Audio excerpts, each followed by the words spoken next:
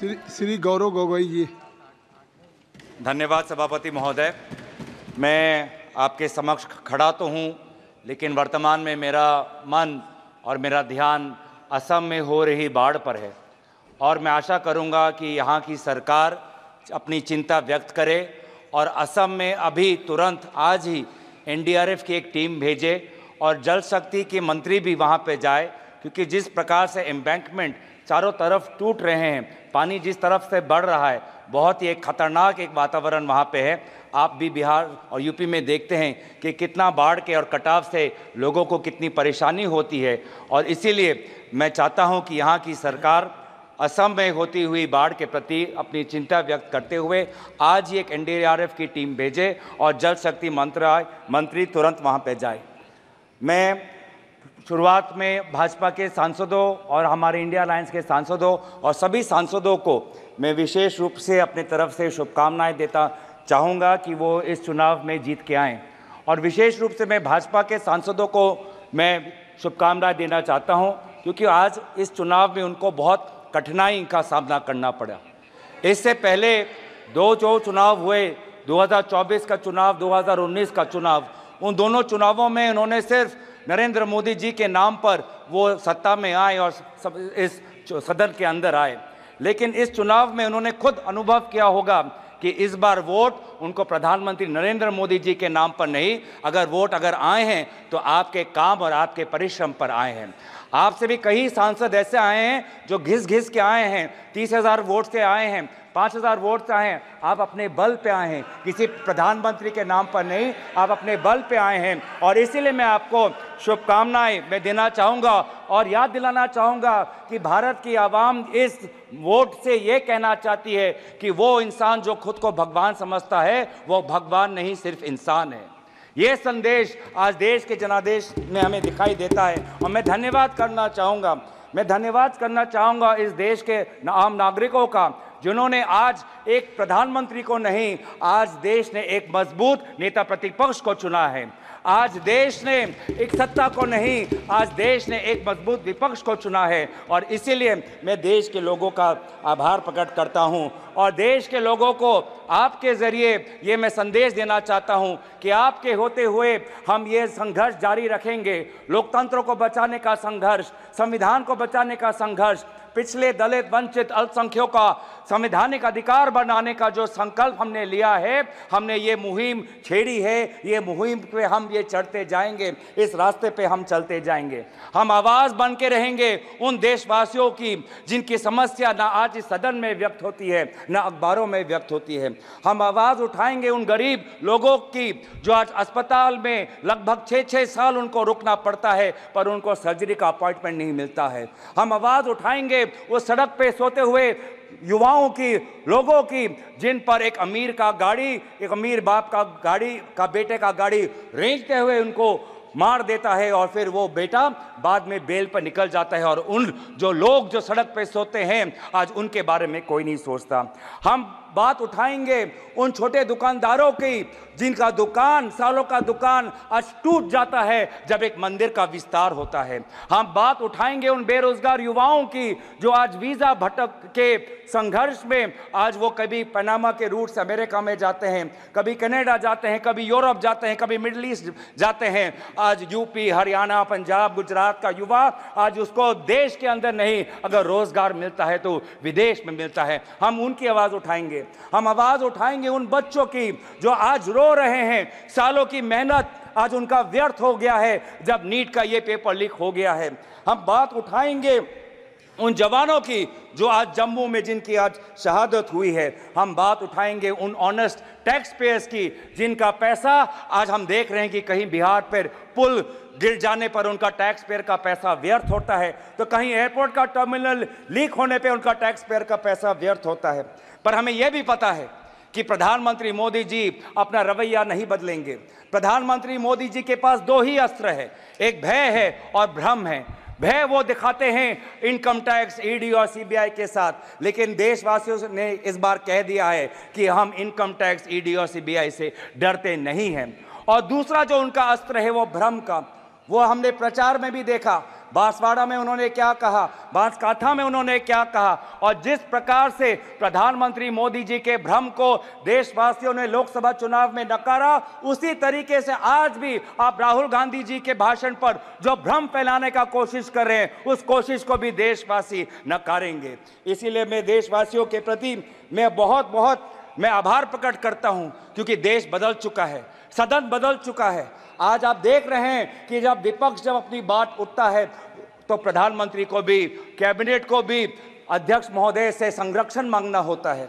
मैंने ऐसा नज़ारा पिछले 10 साल में नहीं देखा कि नेता प्रतिपक्ष बोल रहा है, विपक्ष बोल रहा है और गृह मंत्री उठ के बोल रहे हैं कि हमें संरक्षण दो, हमें संरक्षण दो, हमें संरक्षण दो। ये है ताकत लोकतंत्र की, जहाँ पे सत्ता पक्ष हो, जहाँ पे विपक्ष हो। अगर आपके पास सत्ता है, इसका मतलब ये नहीं कि आप सही हो। अगर हम विपक्ष में हैं, इसका मतलब हम गलत है, ये इसका मतलब नहीं है। सत्ता पक्ष और विपक्ष लोगों की दो राय रखता है और फिर जनता जनार्दन निर्धारित करती है कि वो किसको राय को स्वीकारता है, चाहे वो सत्ता हो का विपक्ष को।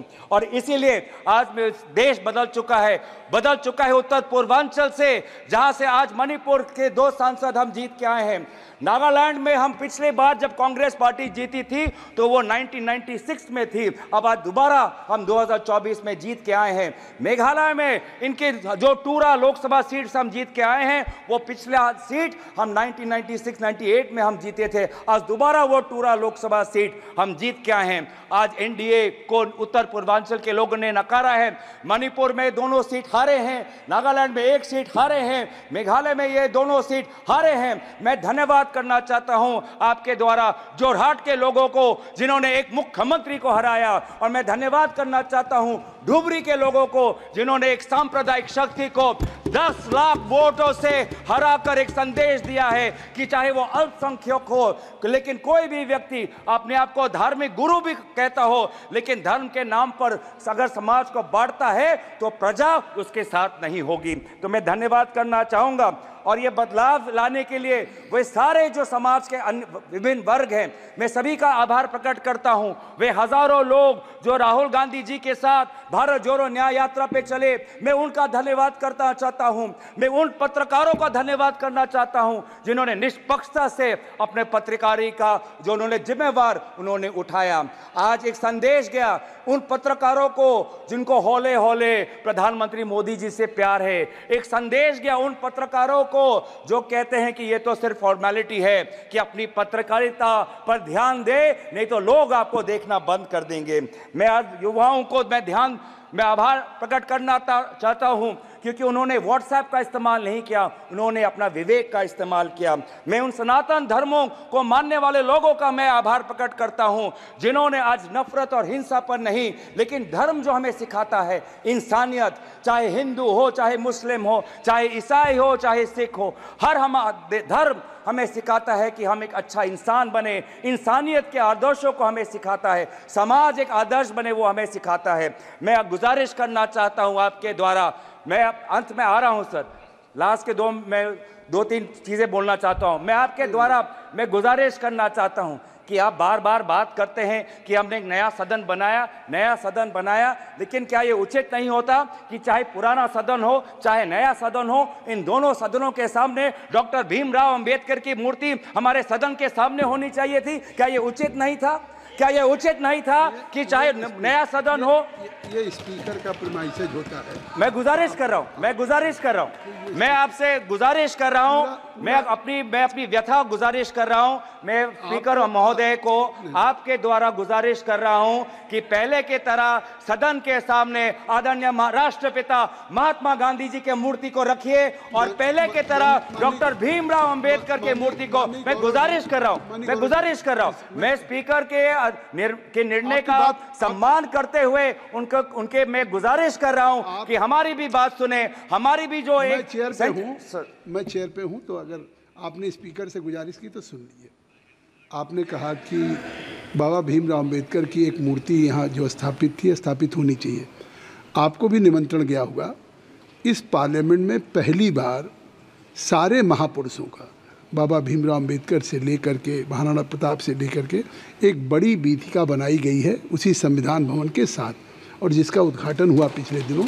शायद आप जाएंगे तो आपको लगेगा कि एक पार्लियामेंट के अंदर एक ऐसी चीज़ हो गई कि कोई भी बाहर का डेलीगेशंस या हमारे खुद मेंबर ऑफ पार्लियामेंट या बाहर के लोग आएंगे तो उनको इस संविधान भवन, इस पार्लियामेंट के साथ साथ अपने देश के महापुरुषों को एक साथ सारी प्रतिमाओं को ढंग से रख करके पार्क बनाया गया है। धन्यवाद। अध्यक्ष सभापति महोदय, मैं बस गुजारिश कर रहा हूं, आप हमारी भी बात रखने, आप सुनिए कि सदन के सामने अगर प्रेरणा स्थल बनाना भी हो तो सदन के सामने जहां पे उनका स्थान है, जहां पे उनके इतने सालों से जब डॉक्टर भीमराव अंबेडकर के मूर्ति को स्थापन करने के लिए एक पूरे देश में एक आंदोलन हुआ था, उस स्थान को एक वजह के से चुना गया था कि वो सदन के सामने हो। क्या ये उचित नहीं है? क्या ये हमारे गरिमा के अनुसार नहीं होना चाहिए कि सदन के सामने जिस हमारे भारतीय संविधान के निर्माता डॉक्टर भीमराव अंबेडकर और महात्मा गांधी जी हमारे सदन के सामने हो? तो मैं दोबारा आपसे गुजारिश करता हूं, हाथ जोड़ के मैं विनम्र आपसे अनुरोध करता हूं कि आप ये दोनों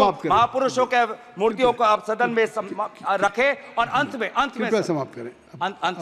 अंत में अगर समाप्त कर लें, अंत में बस आ रहा हूं, अंत में जो हमने एक मांग रखी कि नीट को लेके एक चर्चा हो, शिक्षा विभाग को लेके आज एक बहुत एक असमंजस नेता प्रतिपक्ष ने नीट पर लेके एक चर्चा हो, उस चर्चे पे एक आप अमल करें। और बस आखिरी मांग कि आज जो आदरणीय शिक्षा मंत्री है उन्होंने अपनी जिम्मेवारी 2021 में ली, 2021 में अपनी जिम्मेवारी लेने के पश्चात आज इतने सारे पेपर लीक हुए, उनको शिक्षा मंत्री एक और दिन होने का